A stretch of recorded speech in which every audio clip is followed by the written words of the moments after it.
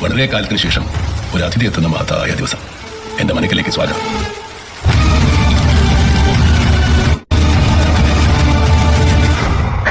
എന്റെ പൊന്നു, എന്തോടെ അത് മുഖത്തിന്റെ എക്സ്പ്രഷൻ? ഇതെന്ത് മുഖം ഇത്? ഓ മൈ ഗോഡ്, ഇങ്ങനെ എന്ത് ഭാവിച്ചാണ്?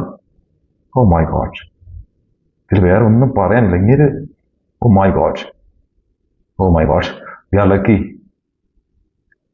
ഈ നാടനുള്ളപ്പോൾ ജനിക്കാൻ പറ്റിയതും ജീവിക്കാൻ പറ്റിയതും ഭാഗ്യം. ഓ മൈ ഗോഡ്.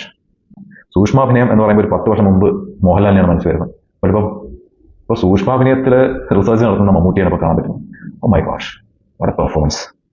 ഈ സിനിമ ഏത് രീതിയിൽ വരുമെന്ന് അറിയാൻ വയ്യ. മേ ബി തിയേറ്ററിലും വലിയ രീതിയിൽ ആൾക്കാരെ കയറ്റാൻ പറ്റുന്ന രീതിയിലൊന്നും ആയിരിക്കില്ല കഥ പറച്ചിൽ മിക്കവാറും.